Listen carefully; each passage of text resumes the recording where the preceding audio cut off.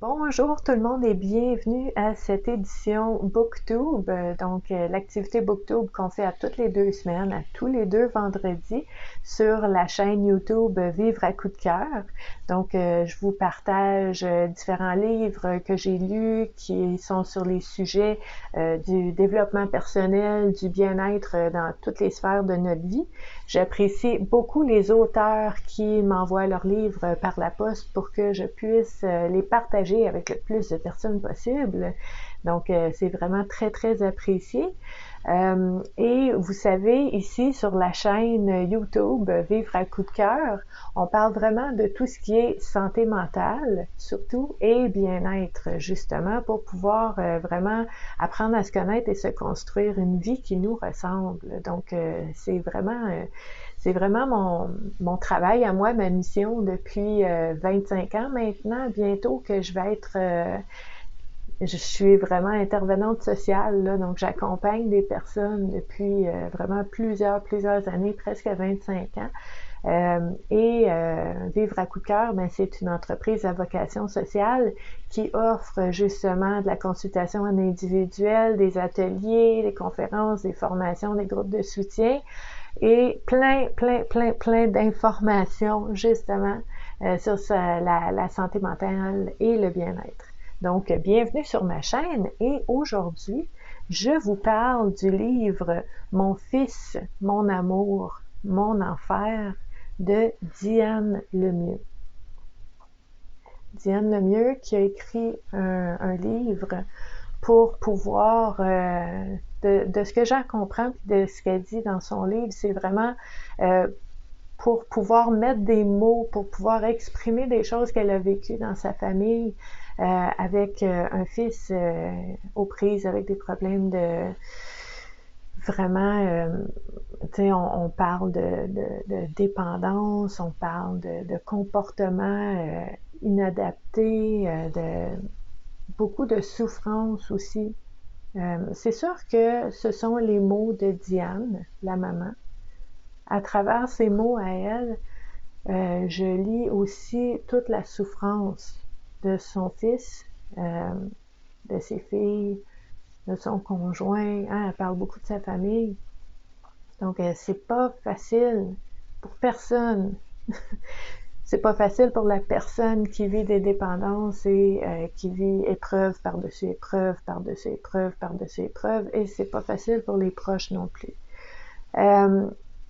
Donc, c'est un livre que Diane Lemieux, elle, ce qu'elle veut avec ce livre-là, c'est de montrer à d'autres familles, à d'autres parents qu'ils ne sont pas seuls.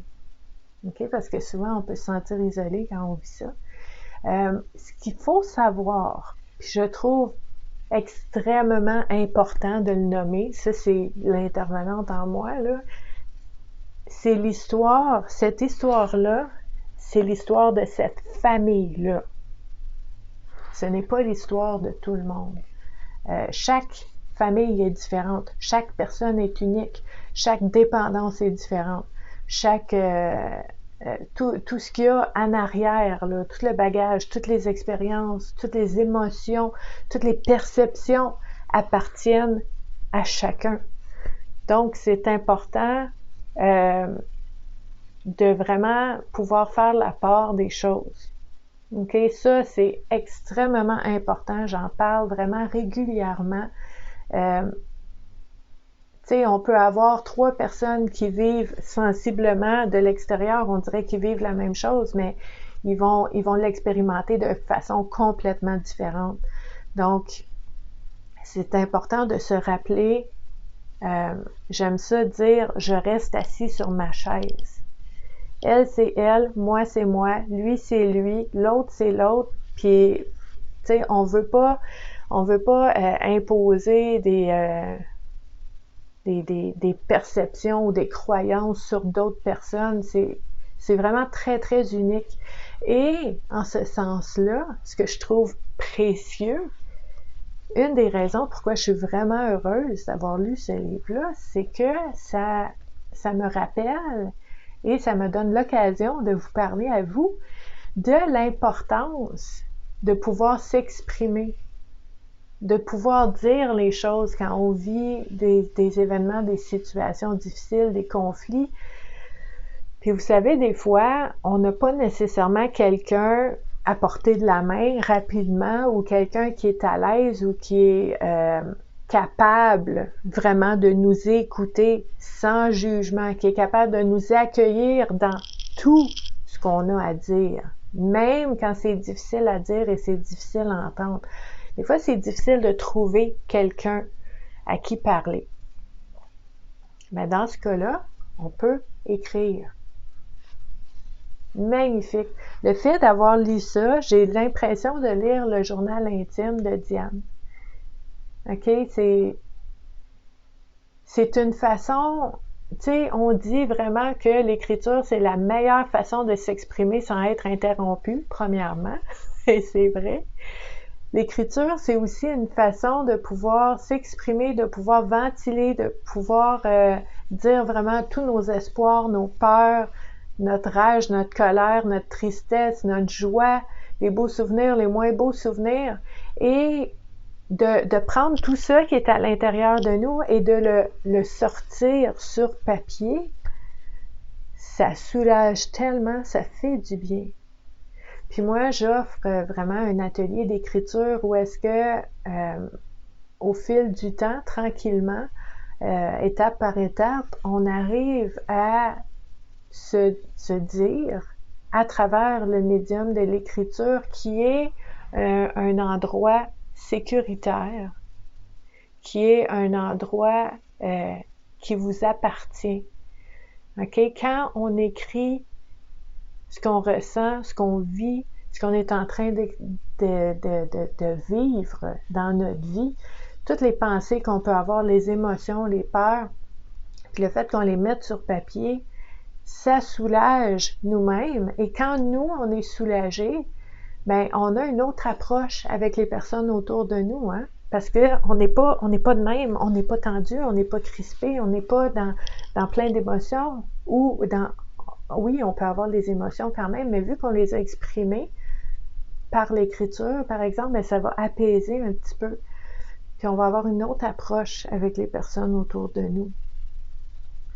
Et ça peut être précieux. Puis j'ai envie de vous dire, parce que j'accompagne des personnes, puis je sais, j'entends, je comprends, je l'ai vu 1000 fois là, dans les 25 dernières années, des personnes qui me disent « mais je peux pas l'écrire parce que si quelqu'un voyait ça », puis là, ben les gens vont se censurer.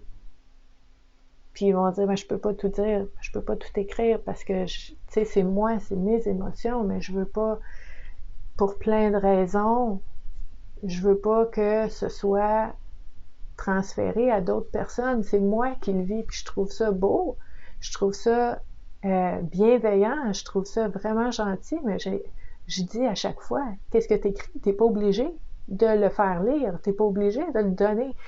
Tu sais, souvent quand j'accompagne les personnes en individuel, on va écrire des lettres. On va écrire des lettres à nous-mêmes. On va écrire des lettres à l'enfant en soi, à l'aîné en soi qui va être là plus tard. On va écrire des lettres à des personnes avec qui ça a été difficile, des personnes qui me manquent. On va écrire des lettres à quelqu'un qui était anciennement dans notre vie puis qu'on aurait des choses à lui dire. On va pas poster la lettre. On va pas lui faire lire. On fait ça pour soi. C'est quelque chose de magnifique. C'est tellement c'est guérisseur comme geste. Ça fait du bien. Donc, si pour vous, la barrière, l'obstacle au fait d'écrire ce que vous ressentez, ce que vous vivez en ce moment, c'est que vous ne voulez pas nécessairement que ça se rende partout, ben c'est correct, ça vous appartient. Vous l'écrivez puis vous le brûlez après. Vous le déchiquetez en 1000 petits morceaux. Vous allez l'enterrer à quelque part, vous faites un rituel avec ça. Je fais plein de choses avec ça. C'est pas pour être utile et efficace, c'est pas obligé de se rendre à l'autre. Pour être utile et efficace, ça sort de nous. OK? Donc ça, je trouvais ça vraiment intéressant de vous en parler. Et ce livre-là me donne l'occasion de vous parler de cet outil, cette technique, cette approche-là pour pouvoir s'exprimer autrement que par la parole. Parce que vous savez, des fois, on n'a pas les mots. Des fois, on les a les mots, mais on n'est pas capable de les dire. Parce que si je le dis, c'est vrai. Puis je suis pas rendue là, je suis pas capable de le dire. Donc, je vais l'écrire. Il y a des étapes. Puis c'est correct. Puis tu sais, je vous dis, moi, j'accompagne les personnes pour faire ça. Ça fait partie des outils. Mais regardez, si vous avez personne dans votre vie à qui vous pouvez parler de votre vécu, il y en a d'autres comme moi. Il y a des intervenants sociaux, il y a des psychologues, des travailleurs sociaux. Il y a des personnes qui sont formées, qui ont de l'expérience depuis des années, qui savent comment vous accompagner de façon saine, compétente, utile, bienveillante.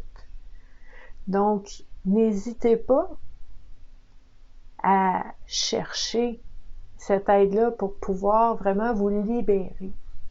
Donc ça, je trouvais ça intéressant de vous le dire avec ce livre-là parce que j'ai vraiment l'impression de lire un journal intime d'une maman. OK? C'est vraiment...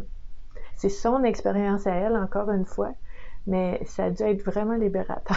Ça a dû faire du bien. Donc, ici, maintenant, je me suis mis un petit papier parce que je voulais vous montrer que, OK, toute cette expérience-là, avec un enfant qui vit vraiment des difficultés dans sa vie d'enfant, d'adolescent et d'adulte, ben c'est pas évident, puis Diane Lemieux a raison. C'est important qu'on en parle puis qu'on brise les tabous là-dessus, entre parents, entre enfants, entre familles et tout ça. Mais c'est un cheminement, hein? Il faut le savoir, ça prend du temps, puis il y a des étapes, puis des pleurs d'oignon, puis on creuse, puis on approfondit, puis on voit les choses autrement. Et on peut peut-être un jour, petite parenthèse, réécrire l'histoire.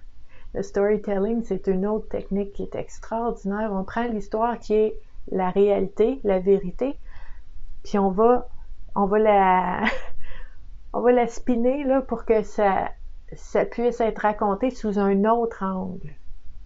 Très intéressant comme exercice, je vous en parlerai une autre fois. Donc, pour revenir à notre booktube ici, vous voyez, ce livre-là a combien de pages ça là, ça? Parce qu'il y a plein de photos. OK. Mettons qu'il y a 128 pages, OK? Puis à la page 127, je vous parle du cheminement qui prend du temps. Page 127, c'est la première fois, là. C'est le moment où est-ce que Diane nous écrit « Malgré toutes les embûches et les déceptions, malgré les espoirs bafoués et le découragement, je continue toujours à espérer qu'un jour mon fils Pascal choisira d'être heureux. Qu'il arrêtera de se condamner parce qu'il s'en veut. En se punissant à long terme, il croit que la vie finira par lui pardonner. » Peut-être que c'est ça qu'il croit. Moi, on n'est pas dans sa tête, mais peut-être. Ça se peut. OK? Ensuite de ça, Diane nous écrit « Bien sûr que je dois revoir mon approche face à mon fils, car je sais que je ne l'aide pas en étant toujours au-devant de lui afin de lui éviter de graves sanctions qui de toute façon ne peuvent pas passer inaperçues.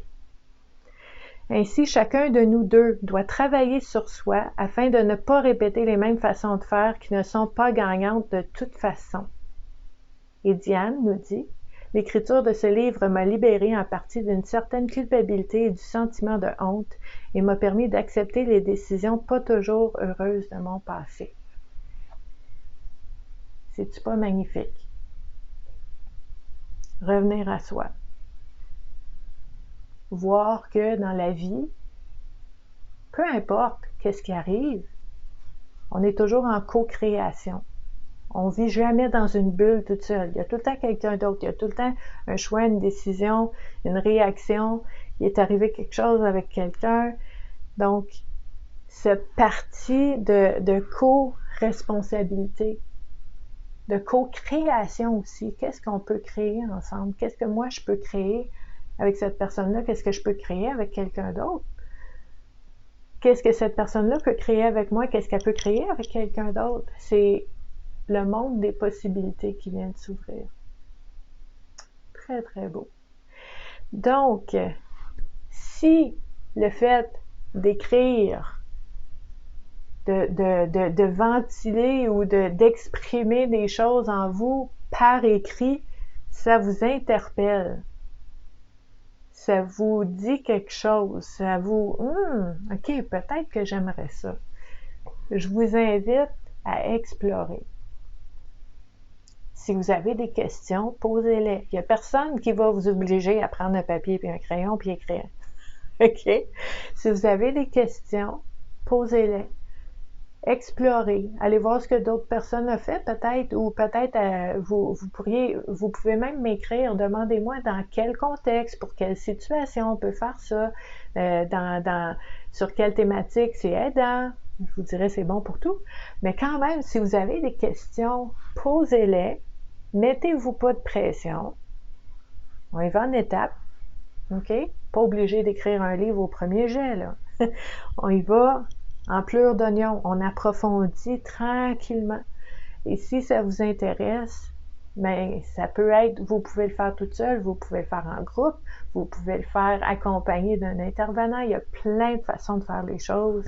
Faites-le à votre façon. Si ça vous intéresse, je vous invite à vous abonner à la chaîne YouTube parce que je vais vous parler justement de storytelling et de d'autres outils qui peuvent vous aider à vous exprimer. Et je vous invite aussi à me joindre sur mes autres réseaux sociaux. Je vais mettre les liens en dessous de la vidéo parce qu'il y en a vraiment beaucoup. Je suis partout et je suis très présente. Donc, si vous aimez tout ce qui est développement personnel, santé mentale, des outils, des techniques, des approches, des réflexions très intéressantes sur des choses qui nous tiennent à cœur et qui ont des impacts au quotidien dans nos vies, bien, je vous invite à vous joindre à nous. Ça va être un plaisir. On vous accueille les bras ouverts. Donc, merci d'avoir été là et je vous dis à la prochaine. Bye!